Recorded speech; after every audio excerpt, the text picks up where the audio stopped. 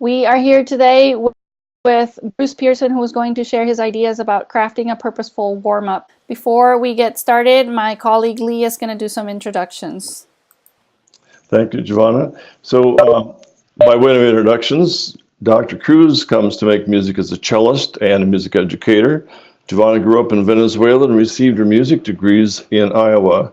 She was the high school orchestra director in Austin High School for 6 years, Austin, Texas, and was using smart music extensively with her students. Then she was hired out of the classroom in 2004 to be part of the music education team at Make Music. I'm a saxophonist and a longtime music educator, having taught at every level, as well as choir, guitar, and music technology. Most of my teaching career was in Minnesota at Mount Westonka School District near Minneapolis. And Giovanna and I together are the education team for Make Music. We draw on our teaching experiences and we listen to the feedback we receive from music educators to create clinics, in-person training, e-learning courses, and now webinars. And want to let you little background information on Bruce Pearson. Most of you know him, and thanks for tuning in to see him and hear his message today. But for those of you who maybe haven't known about his background, he's a world-renowned music educator, author, composer, and clinician, and he's the author of the Standard of Excellence and Best in Class series, co-authored the Tradition of Excellence, Standard of Excellence in Jazz Ensemble, Standard of Excellence Advanced Jazz Ensemble, Festival Solos, Festival Ensembles, Excellence in Chamber Music. Actually, we could go on for most of the session documenting all the great things that Bruce has been up to. In addition to all of his compositions, he's been recognized for many awards for music education. Just a couple of those that you can see on the sheet there, the Midwest International Band Clinic and Orchestra Conference Medal of Honor. And one that I thought was really cool was patron for the Maryborough Conference in Queensland, Australia. But quite a long listing of things that he's been doing. On a personal note, I first attended a Bruce Pearson clinic in the early 90s at the Minnesota MEA convention. I was walking down the hall, heard this beautiful clarinet sound coming from a clinic room. When I looked in the room, it was Bruce demonstrating the concepts of his Standard of Excellence book. And it was new at that time. I walked in, sat down, I was hooked. And I've been listening to his advice ever since. So just a little background to get us going. Giovanna, can you give us the how we're going to work things today? So with that, Bruce, before you start your presentation, could you let us know how you started writing your wonderful method books? Thanks, Giovanna, and greetings to all of you who are joining us. And I want to first of all thank Make Music for inviting me to participate in there. And hopefully the things I'll be sharing with you will be helpful. And hopefully there'll be things you can take right to your classroom at the next time you meet with them. I was a school teacher. I taught for 31 years. I taught, first of all, started at the high school level. And then as my own children, my wife and I had 3 children, as they were growing up, and I wanted to spend more time with them because I was a high school band director, so I wanted to spend more time. And so I transitioned to the elementary middle school. And it was during that time that I started learning a little bit about young bands and what makes them sound a little better, and also started writing for them. And I was probably like a lot of folks, and I was using the books that were currently available, and a lot of good things in them. But there were some things I found problematic, such as how to deal with the French horn and how to deal with percussion within a full band setting, and how do you deal with the unique problems of each instrument. So I started writing for them those books, and then actually what I did was I had in my band room, I had just, while I was teaching in elementary, I had tons of worksheets, and one day my principal came to me and said, "Bruce, your office is a mess." And I said, "Well, yeah, you got to remember, I'm a band director. Band directors' offices are always a mess." And he said, "Why don't you just bind all that stuff together and make a book out of it? At least your office will be clean." And so I did that, and took it to the local music store. And they, in fact, said, "Wow, there's some things there that other directors may want to use." And so then I started, I shopped it around, and the Neil Chills picked it up. And then I started, I would have stayed in the elementary, middle school arena of teaching, excepting the high school where I was teaching in that district asked me if I'd become their high school band director again. And I taught there for an additional 6 years. And then I started teaching college and university methods classes at two universities. One was the University of Northwestern. The other is Bethel University. And then from there, I finished roughly 31 years of teaching. And now I spend most of my time between writing and training teachers at various colleges and universities. So I hope that gives you a little bit of background on me, and thanks, Giovanna, for asking that question. So now we come to the subject of crafting a purposeful warm-up, and I think that one of the most important things of every rehearsal is, in fact, the warm-up, and but I'm often asked, but wait, Bruce, I don't have that kind of time, rehearsal time, to spend much time on a warm-up. So I'm going to throw the question out to you now, and you can respond by, the question is, do you spend as much time preparing your warm-up as you do the rest of the rehearsal? So now's the time for us to talk truth, and we'll see how many of you say yes, how many of you say no, and I'll get back with you, referring back in just a little bit. But let's jump right in to the business of identifying the purpose and what we're going to be doing. And by the end of this session, hopefully, we will have see the importance of the rehearsal, or the warm-up, excuse me, and see that it's indispensable. And I'll share with you some tips on what I do. But as we look at that, some of the things we must keep in mind is that the ideas I'm going to share with you are just simply tools, and it's how we use them that's going to make a world of difference. And frankly, all band directors, as we know, are different people, and yet I think all good band directors do approximately the same kind of things to improve their bands. And frankly, many of you are probably already doing some of these things that I'm going to be sharing with you today, but I thought we'd put it into a format where we can really study and learn on it. And frankly, there's no magic, this is no magic bullet, but it's just simple application of these processes that lead to artistry. The old saying goes is that success, or a good destination, is only, it starts with small steps all in the same direction. And the other thing I would like to share with you, the warm-up is where I teach concepts that I want to apply to the repertoire. And we'll see how that goes as we go through the webinar today.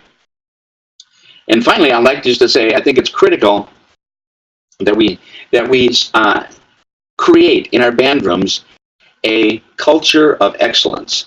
And that means that I don't allow the ensembles that I have directed over the years to ever play a sound that's unpleasant to me. So let's take a look real quickly at identifying the purpose. First of all, developing individual skill. I like to really look at this as calling it a guided practice. I remember doing a clinic someplace and asking the audience, how many of you remember when kids used to practice? And one guy shouted out and he said, no, I don't ever remember my kids practicing. Well, so I use my warm-up time as to develop some individual skill through what I call a guided practice. And then we're going to look at how to develop ensemble cohesion through balance, blend, rhythmic, and dynamic expressions. But I just want to talk a little bit about the business of balance, because in my opinion, there's sort of two ways we balance an ensemble. There's what I call harmonic balance. That's where different people or different sections are playing different notes that are stacked on top of one another. And then there's the relative balance between harmony and melody. Now, when we come to the business of blend, and so oftentimes in our rehearsals, and actually in the, should we say, contests, festivals, balance and blend are oftentimes put together. But frankly, the balance and blend are very different. And keep in mind that the blend is the meshing or melding of two different tonal colors to create a new sound. Here's the phrase I like to use a ton of, and that is, as I'm doing an ensemble, whether it be a choir, orchestra, or a band, I always say things like this: get inside the sound of the person sitting next to you. And well, we're going to talk about how to develop rhythmic technique and dynamics, but one of the things I want to say about dynamics is we want to make sure that we're having a great sound at all dynamic levels, which then leads to expressive playing, which we're going to see towards the end of this webinar.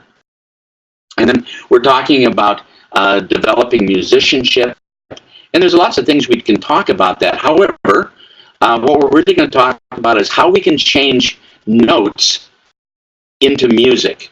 And I like to use the analogy, notes are like words, and we speak in phrases. So we're going to talk about how we can do that with even our young players.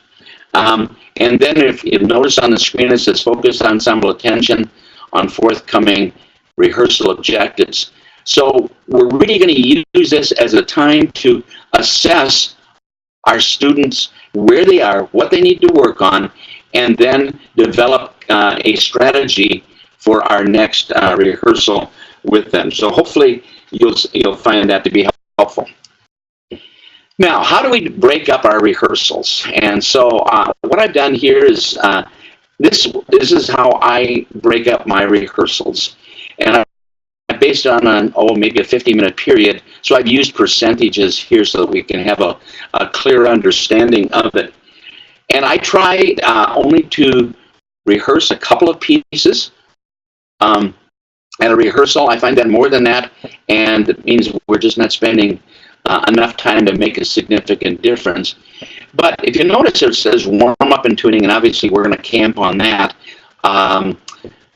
today. And how are we going to warm up? How are we going to tune our kids?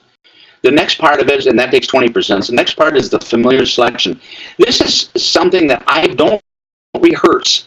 I'm going to select, and depending on tempo and all those kind of things, maybe only 8 bars, maybe 16 bars of something. But I want the ensemble to kind of come together, gel together, and so I'm going to start with what I call a familiar selection. By the way, the familiar selection and the closer at the end can often be interchangeable. Now, the third part, where I'm spending the bulk of my time, or the greatest share of my time, is the primary rehearsal selection. Now, I need to just tell you how I view that. There are 5 levels of preparation or preparedness as we get ready for a performance. The first level, of course, is a sight reading. The second level is what I'll refer to as the note bashing stage, where we're trying to put right notes and right rhythms in the right places. And the third level is where we are now have arrived at that, where we can play all the right notes and all the right rhythms in the right places. But sadly, many of our ensembles actually stop at that time and think that they are performance ready. The fourth level is, let's call it, where we're in the process of shaping our musical phrases and being able to recreate what the composer had in mind. And the fifth level is one of those utopian moments when we can all, as our entire ensemble, speak as one voice. Now, having said that, let's go back. And so the familiar selection is probably at that, we'll say either the familiar selection would be at the 5, or the closer could be at a 5. The primary rehearsal selection would be at that, let's call it the 4 level. In other words, we can play all the right notes and all the right rhythms. We're now learning to shape phrases. The secondary rehearsal selection, which is where I give 20% of my time to, this is where, again, we're sort of in that 2-3 level, where we're sort of learning how to play the right notes and right rhythms. Then we go to the sight reading selection, and then the closer. Now, if you'll notice, 60% of my rehearsal is on the front end, and that's because I want to use the kids' energy properly. We all get tired, kids get tired, and so I want to use those where that 60% where it requires the greatest finesse, the greatest musicianship, and the greatest attention span. But we'll be talking more about that as we go along. So now, as we go through, let's talk a little bit about what I'm going to do specifically in the warm-up. And so, first of all, I want to talk a little, I'm going to show you how I go about teaching the embouchure and stick control. And then, of course, and I won't read these, I won't spend any time now because I'll go through them later on, how I develop their technique. And then I'll talk a little bit of how do I warm up a student's mind. If you're teaching at a elementary or middle school level, you may spend a lot of time trying to warm up their mind and never be successful. We're going to talk a little bit about how to develop listening skills, and as you know, this is one of the most important skills that we should be teaching, some of the things that I do. I'm talking about how to tune, and keep in mind that tuning is not an event, it's a lifestyle, and I think we'll share how that works. And then we're going to validate our tuning and develop our the basis for the concept or the musicianship that we're going to develop through a chorale. And then again, I want to share with you what I do as far as developing that musicianship in a very specific activity. So let's take a look. We're going to craft some of the strategies now. And as we take a look at this, and I don't do this at every rehearsal, but I periodically, maybe once a week, maybe once every couple of weeks, I want to develop consistent tonal energy. And these are breathing exercises. And so what I'm going to do is I'm going to have, first of all, I'm going to have the students breathe through their nose to relax the body. So they're going to breathe for 4 beats, and then exhale through their mouth for 4 beats. Inhale for 4 beats, exhale for 4 beats. Then I bring it down to 2 beats. 1, 2, 2, 2. And finally, 1, 2 by only 1 beat, inhaling through our nose, and then exhale through our mouth. Then another time, I might do it all through my mouth. In other words, inhaling for 4 beats through my mouth, exhaling. Inhale, exhale. Because I really want to relax their body, but I want to spend some time teaching them how to breathe properly. By the way, I was just teaching at a university yesterday, and it was a brass class. It was an undergrad brass class, and the students, you know, there's all kinds of ways we can teach breathing, and but I like to teach the kids to breathe, and I think we'd all agree on the business of diaphragmatic breathing, but the diaphragm is an involuntary muscle, and by definition means that we can't control it. So I do diaphragmatic breathing in exercise form. So the way that I think it works really, really well is without making a sound, to inhale the word how, and then you turn right around and exhale it. And so those are a couple of things that I like to do. Now we're going to talk a little bit about developing the ensemble tone. So here's what I do first and foremost. I ask the kids to play an E-flat chord. Some of you think that the B-flat chord is God's chord, but it's I like the E-flat chord because it puts them in a much, should we say, a much more comfortable range. And as I ask them to play that chord, I'm going to ask a couple of things of myself. And so I'm going to have them play it about a mezzo forte as indicated on the screen.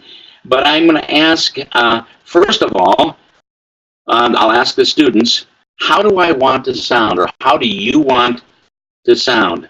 How loud do you want to play?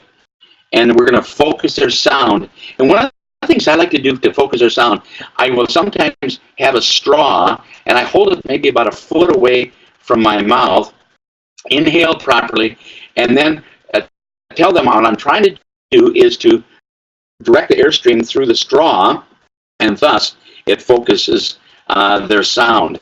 And then I'm going to ask myself a couple of questions, and that is, can I hear all of the instruments?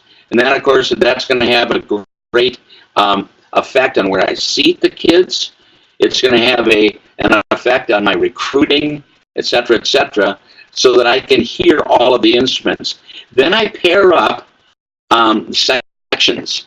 So in other words, when we play this E-flat chord, I'm going to ask the flutes and oboes to pair up with the clarinets. So I'm looking for a blend between the flutes and oboes and then the clarinet. So we've got two sections, flutes and oboes one section, and the clarinets another. I'm going to look for that blend that I talked to earlier. Next, and this is where the challenge comes, particularly at middle school, saxophones and horns. And with that, I'm going to try to get a blend. And as we all know, we're really going to have to have our saxophones listen to horns, assuming we have horns in our middle school band. But again, look for a blend. Then I'm going to pair up our trumpets and trombones. I want to make sure that, again, there's a good blend there.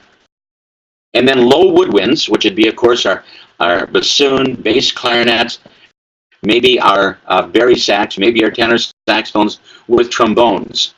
And then I'm going to pair up, I've said trombones, excuse me, with our bass clarinets, bari sax and tenor sax, and I'm going to have them pair up with our tubas and euphoniums.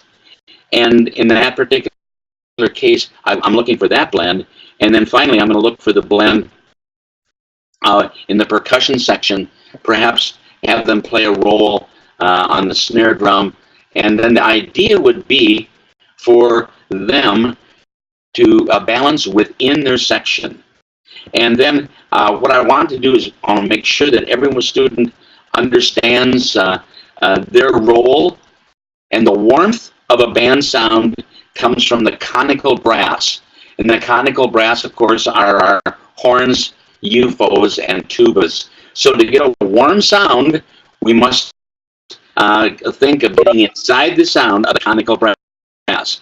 The brilliance of the band sound is going to come from the upper woodwinds and brass.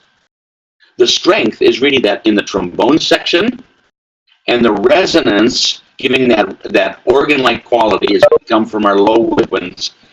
And the percussion, they're going to, depending how they play, they're either going to provide the sparkle to your performance or wreck the whole evening, depending on how they play. But the idea here is that every instrument has a important role to the overall band sound. Now, I'm looking at the polling, and 16% of you said that you prepare your warm-up as carefully as do the rest of the rehearsal, and a whopping 68% said, no, I'm afraid I don't. And so hopefully that there'll be some ideas that we can share that you'll then take to the rehearsal from this warm-up session. So those are some of the things that I look for. Now, let's take a look at how we will create an overall band sound. So here's what I do to create the balance and blend. First of all, I'm going to divide the band into sopranos, altos, tenors, and basses. And you can see on the screen how that works. And what I'm going to do is I'm going to start out with our basses, and I actually tell the kids, I'll say, supposing this is a math class, and supposing we are asked to define or to identify which group has the greatest volume, and of course it's the basses, followed by tenors, followed by altos, and followed by sopranos. And so I'm going to start, remember right at the top it says layering. And so I'm going to start in by having the bass voices, hopefully they're blended, play and identify the volume level and have them play that note. Then I'm going to have the tenor instruments, and you can see that on the screen, sit on top of the sound of the basses, but keeping in mind that they're going to have to play softer because we're always going to listen down. And then the altos and, of course, the sopranos would have the least amount of sound. That comes down to the very fact that the human ear hears higher frequencies much easier than they do lower frequencies. So this is how I establish it. So I have them, I'm going to layer the sound. Basses, then tenors, then altos, and finally sopranos. So that's important for us to know. Now, we need to learn how to maintain that really great sound at all dynamic levels. And so we're going to then start in by playing a chord, and this is basically, I think, the clarinet notes, if I'm not mistaken, of a E-flat concert chord. And so what we're going to do is we're going to have, we want to maintain that great sound that we established at a mezzo forte. And so whether with a young band, maybe the dynamic extreme is from piano to forte to piano, and the dynamic extreme for maybe a more advanced band is pianissimo, fortissimo, and back down to pianissimo. But whatever it is, we must establish and keep a good sound at all levels. Now, here's a couple things, a couple tips to keep in mind. My definition of a good sound of piano, we'll say, or pianissimo, is as softly as you can play with a good sound. My definition of forte or fortissimo, depending on the age group, is as loudly as you can play with a good sound. So obviously the operative phrase in there is with a good sound. And so we're going to do that. And so keep in mind this, that young ensembles, and particularly young bands, increase their crescendos too rapidly and their decrescendos and they decrease on their decrescendos too rapidly. When I've done this in clinics, you're going to find that what happens is the kids oftentimes will reach the peak where they play a great sound at maybe about beat number, in this particular case, beat number 6, and then they've got nowhere to go except creating a poor sound. And the same thing is true. So it's like them falling off the table. So they start in and they start in, get too loud, and then they try to compensate. They fall off the table. So I like to use the phrase paint rainbows. And so I think it's a great descriptive phrase because rainbows obviously are colorful, and I want to hear all colors as we paint rainbows. So then the dynamic control exercise becomes more rounded and not so much steep up and steep down. Well, how do we achieve this? Well, first of all, I think we keep in mind that and it's hard to quantify this, and I'm aware of that, but that the basses crescendo and make 100% difference in their sound, whereas the tenors would make a 75% difference in sound. Altos 50, and sopranos 25%. So in other words, basses have to get twice as loud, tenors not quite as loud when they go from piano to a forte, altos less much, and then sopranos the least of all. So I hope you'll find that to be really, really helpful. Now, one of the things that I found that in doing this for over 40 years is that young bands and even more advanced bands have difficulty playing with a good sound when they are playing softly. So here's a technique that I do, and it's, I think, very effective, and that is that I'll tell the kids I want to shout a whisper. So what I'll do is I'll say to the kids, I'm going to shout at you now, get ready. And so here we go, and I'll say, are you ready? Here we go, and I'll say, good morning, band. And they'll say, and I say, I want you to shout back at me the same way. And they'll shout back, whispering, good morning, band. I'll try to get as much energy. Then I'll have them play the initial attack of of shouting a whisper, and you'll find that all of a sudden they're going to play a great sound at a low dynamic level, a low volume level, and that's only and simply because they've energized their airspeed. Remember, whether you're playing loudly or softly, the airspeed stays consistent. What changes is the volume or quantity of air. Now, what else do we do? Well, we have to warm up their embouchure and the stick control exercises. And so with that, I think it's important for us to keep in mind that the stick grip is analogous to the embouchure for the wind player. So make sure you involve them. And also, too, this is an exercise that actually comes from the Tradition of Excellence book. I think it's page 40. And what you can do is, as you know, we have in our bands all kinds of a variety of levels of achievement levels, and it's important for us to then put in front of our kids the achievement level exercises that are commensurate with their abilities to play at that particular time. So I'll oftentimes, if I've got 3 sort of levels, I'll share the 1A here with maybe the least skillful players, the 2A for those who are more skillful, and then 3A for the most skillful in my in the bands that I'm directing. And then, of course, you can see the stick control exercises that the percussion do. And we're playing all these all at one time.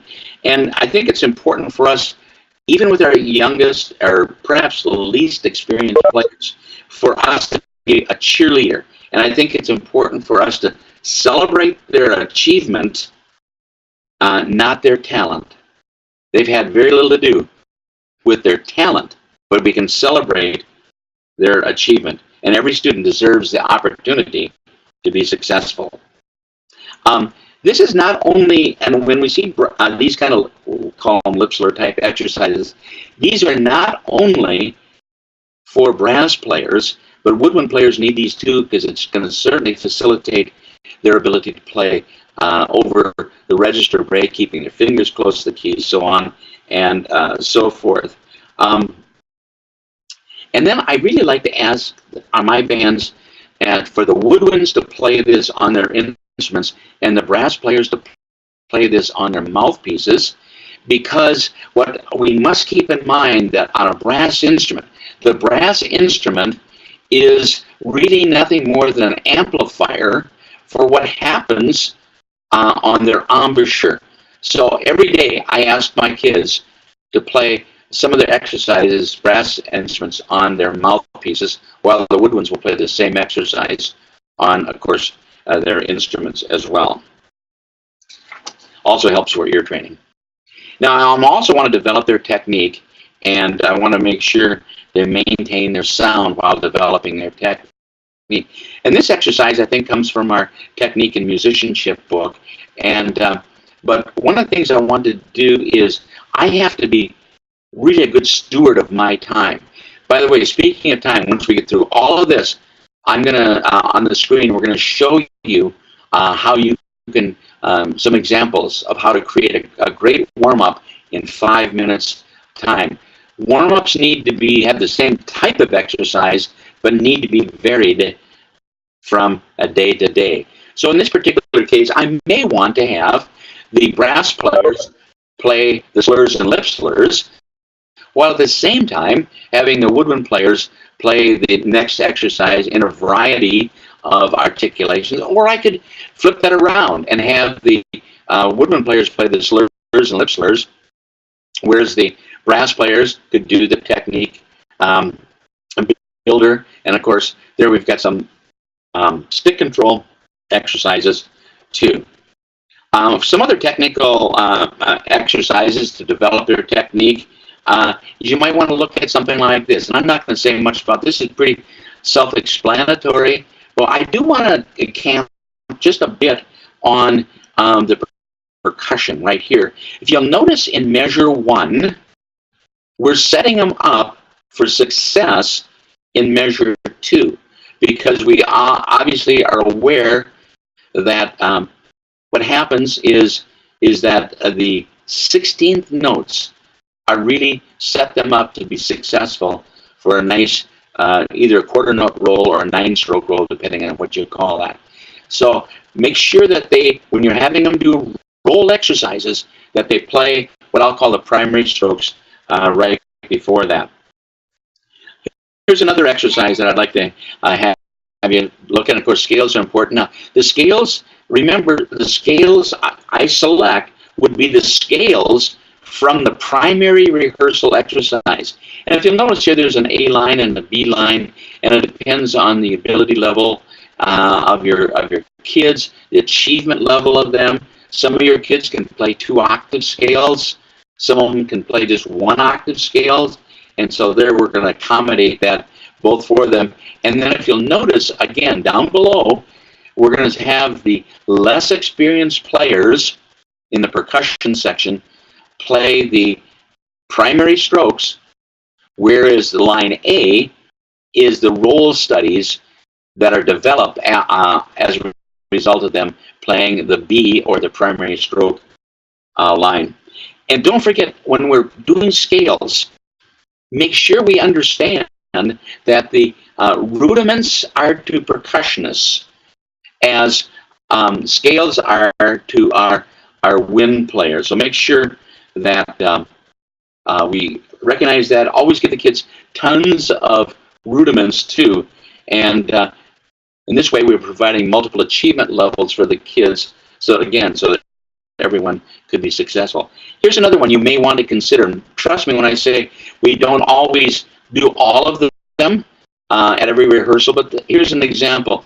And remember this, that technique is not a goal in and of itself, but technique is, we use technique to allow the kids to develop their skills so we can play more advanced repertoire.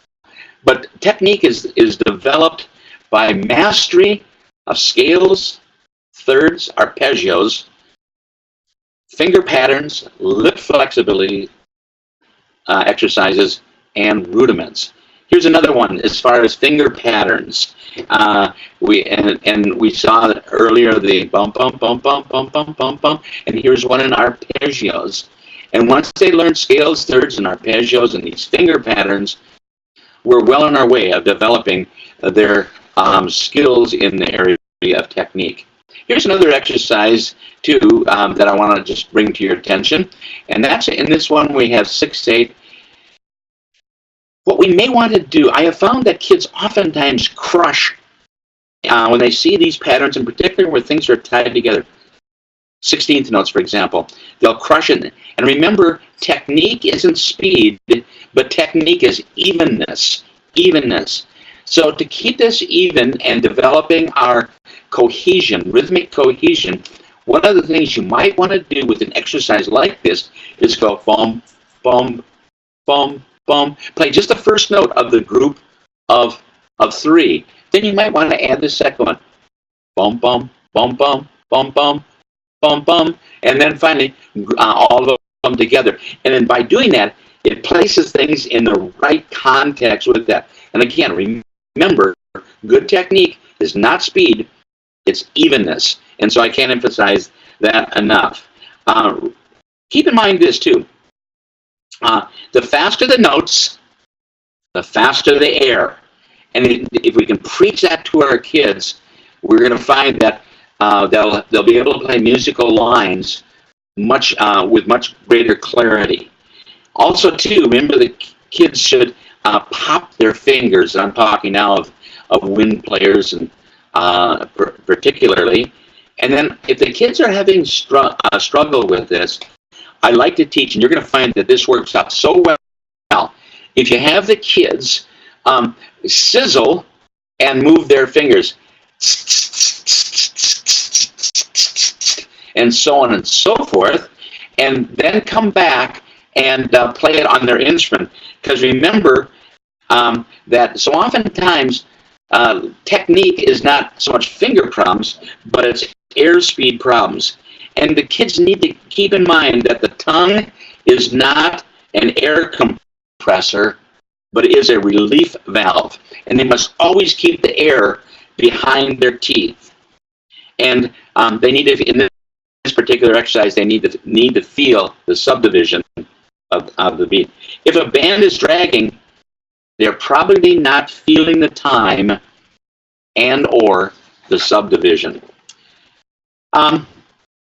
Let's take a look at, we're going to warm up the kids' minds now. Now, as I mentioned earlier, that sometimes, you know, those days where the kids are kind of foggy and maybe need a little bit of a jolt, and want to make sure that they keep their concentration or start their concentration, depending on what it is.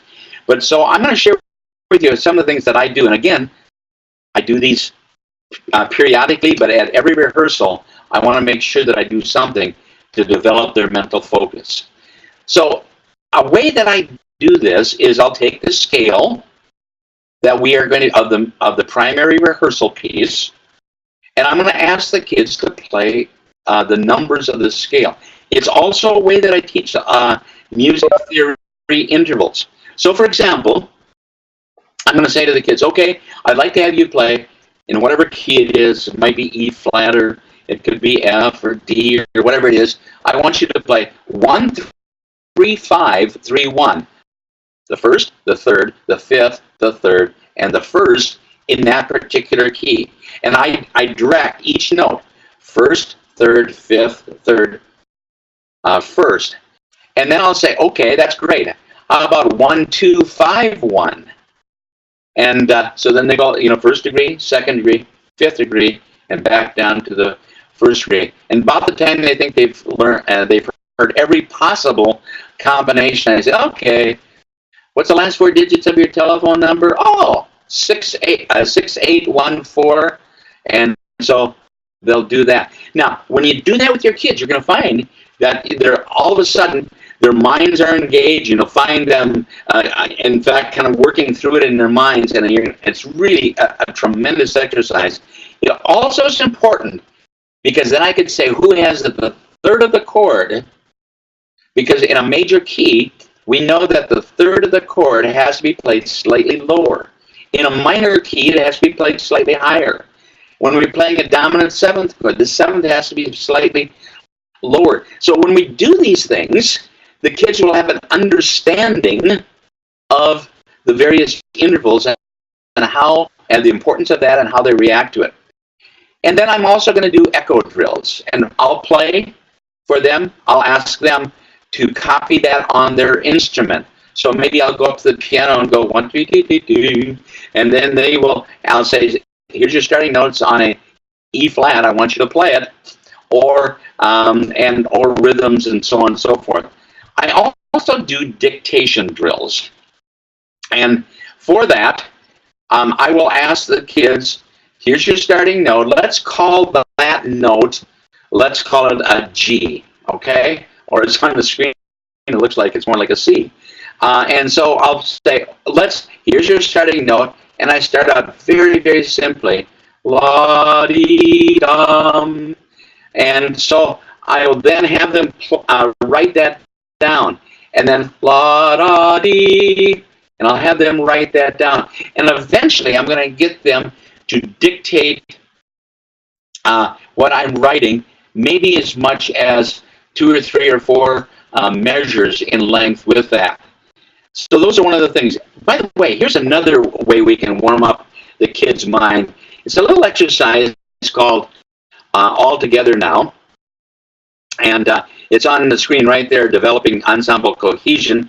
And so I'm going to take a key, and again, it's going to be the key of the primary rehearsal piece. And I'm going to go, I have the kids play bump, bum, bum, bum, bum, bum, bum, bum, bum, bum, bum, bum, bum, bum, bum, and I go through the whole thing all the way up to the 8th note of the scale. Then I start coming down, bum, bum, bum, bum, bum, bum, and so on and so forth. And you're going to find that what happens is the kids will really focus. And if you have kids that have never had a chance to be a soloist, and they may want to play, or they'll find that they may not want to, but we'll probably play on some of the rest. There's a couple of other things too that I can that I do as far as following the stick and so on and so forth. here's one of the things, next exercise, that I cannot speak more highly of. This is, I think, a tremendous exercise. It's called Match and Pass That Note.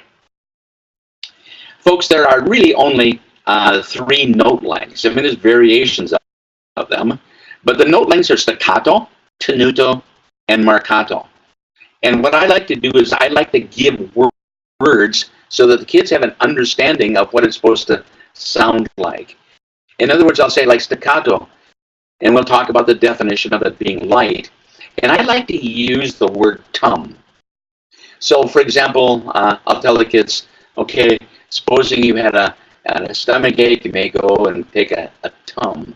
But that's a great word for staccato. Tum, tum, tum, tum, tum. And then I'll say, okay, let's take a look at the word tenuto. Now, my wife's name is Dee, and so I always try to win some points with her. So I'll say, here's how we play tenuto. Dee, dee, dee, dee, dee, dee, dee, dee. And marcato, I tell the guys, it's shaped. I tell the guys in the band, the kids in the band, it's shaped like a block of butter. Or a lot of band rooms will have a cement block walls. And I'll say, this is what it looks like. And I like to use the boy's name, Tom, for that. So I go, Tom, Tom, Tom, Tom. And so then we'll say that together so they get an image of that. Now, when it comes to dynamic range, there's the piano or pianissimo, mezzo piano, mezzo forte, forte or fortissimo. And so what I'm going to do is I'm going to pass a note around. I'll identify the note. In this particular case, the note we've identified here is an F concert. And I start with the basses. So that's why there's a rest in the first measure. And the basses, I'm going to say, play staccato piano. So they'll go dum, dum, dum, dum. And then they pass it to the tenors. Then they pass it to the altos. Then they pass it off to the sopranos. And then notice there's a repeat. Always have them repeat it because I'm going to ask them to match the pitch, duration, and intensity. In other words, in tune, duration, length, and volume. So we're teaching that listening skill. Now, with real young bands, I may start with whole notes or half notes. But in this particular case, I've taken kind of a middle-of-the-road quarter note exercise with them. Now, you're going to want to do this and spread this out over the course of your school year. And I'm going to suggest to you that this is going to be one of the best exercises that you'll do with your bands. So match and pass that note is really a tremendous exercise for that. Now, keep in mind, when tonguing and articulating, always think of little t, big O. To. So the emphasis is on the vowel O, and so emphasis big little t, big O for when we articulate anything and everything. So you might want to consider that as part of your warm-up exercise. Well, that brings us up to the next thing we're going to be looking at. And the next thing we're going to be looking at is a chorale. Now, notice what it says here, developing listening skills. Play a chorale without direction. Of course, you've got to get them started. And what we're going to do is, there's an old adage that says, the band that breathes together plays together. So this is an exercise that is actually found in our, I think it's page 40 of our Technique and Musicianship book. But this is an exercise, the idea of it came from a dear friend of mine. His name is David Newell, and he wrote a terrific book called Bach and Before, and it's just lots of what we call SATB chorales. And the way this is done is that you have everybody play line S together, which is the melody. Then you have everybody play line A, which is the first harmonic part.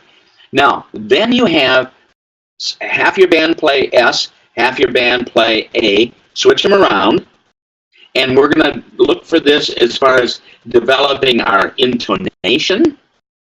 We're going to, and because if we can't play unisons together, we don't have a fighting chance of playing harmonic chords in tune. It's going to help our balance and blend. It's going to help us to shape our musical phrases, and it's also going to help us to and support our less experienced players. So again, you start with S, and then A, and then you divide up the band, and eventually you're going to want to divide them up so that the person sitting next to them is playing a different part, and that way we can develop our balance and our blend in that particular way. So look at that, and is tremendous. Really a nice exercise. Now let's jump to tuning. And when we think of tuning, as I said earlier, tuning is not an event; it's a lifestyle. It's an ever going on, ever consistent practice that we have to do every time we pick up our instrument. Now you're going to see that I tune my bands two ways, vertically and horizontally. Now I don't use a tuner to tune the kids. What I do is I do exercises to enable them, to teach them to play well in tune.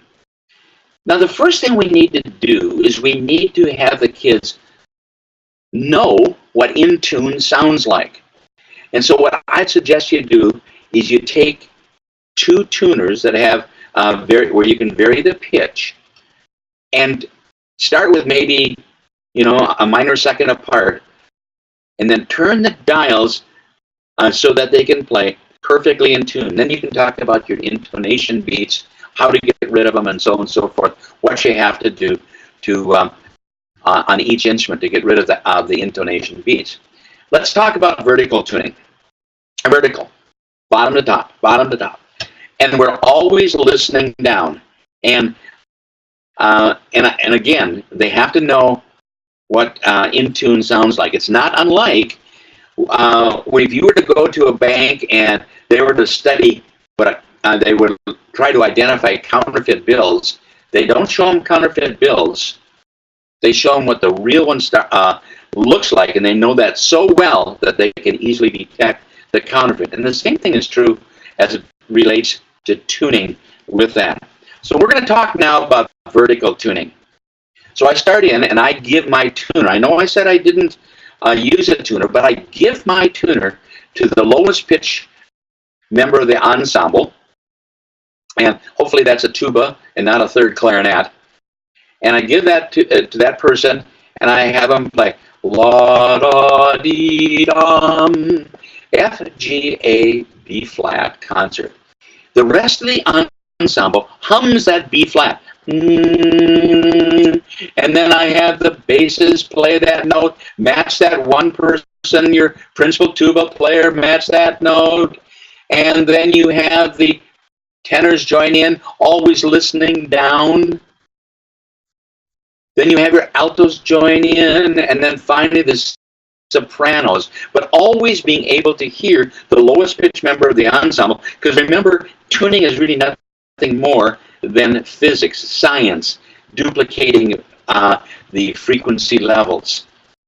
Now, when I come to horizontal, it starts the same way, and that is I have the lowest pitch member of the ensemble play la la da dee dum. They hold that note, the rest of them hum until it's their turn to play, like we did with the vertical tuning. And then I have the first chair player of every section play that note, followed by the next chair, followed by next chair, followed by next chair, until we got everyone playing together. Now, I've done this with college bands, and you're going to find that they'll do, after we do maybe our familiar selection, and we've played now for you know, the better part of 5+ minutes. And all of a sudden, you do this exercise, and you're going to find for the first time they're able to hear their tendencies, and then they'll make their adjustments. Speaking of pitch tendencies, with my middle school and high school kids, I ask them once a semester, or if you're on trimesters, maybe once a trimester, to go with their fingering chart and then identify which notes on their instrument are in tune, out of tune, and in what direction. And so you can do it one of two ways, but I like to have them show me if they're sharp on that note, plus, if they're flat on that note, minus. So that's one of the things that I like to do to make sure that that they're tuning, that they know the pitch tendencies of their instrument. Well, that brings us up to the business of developing musicianship and being. This is my concept. It's going to be, how do we develop musicianship in our kids? Because as I said, notes are analogous to words. And so I'll oftentimes start out and I'll say, today I'm going to teach you about doing a phrase. So I'm going to go through real quickly here now, and then I'm going to talk about musical concepts, identify a phrase. And so I tell them that's where I can teach about harmonic cadences and rhythmic cadences. Then I talk to them about shaping musical phrases, such as I use the little 4-word phrase, I love making music, and I say, I love making music. I love making music. I love making music, and I love making music. And each time it has a new and entirely different meaning. And I'll say the same thing happens when we are doing music. So here's a musical example that I would like to show you and actually play for you. This comes from our Technique in Musicianship book, and the musicianship tip here is that find the most important note of each musical phrase, and then a crescendo to that most important note, in this case identified by the X, and then decrescendo away from that note within that phrase. So here's a musical example of what it's going to sound like.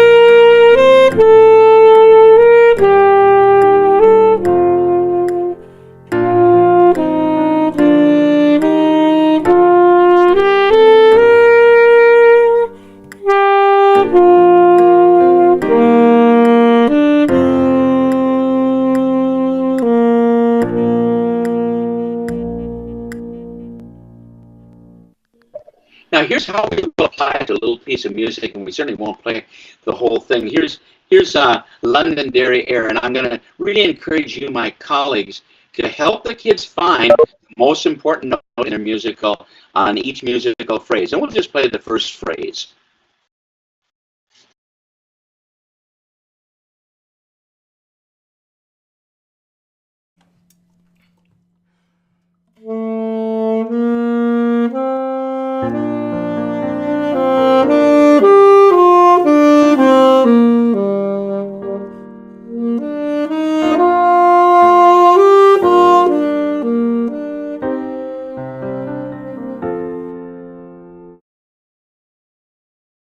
We're going to jump right ahead to focusing the ensemble's attention on the rehearsal objectives. So here's what we're going to use to organize it. First of all, the rehearsal music is going to filter those crafts or skills of the warm-up strategies. We're going to use the keys, isolate the rhythms and assessments with it.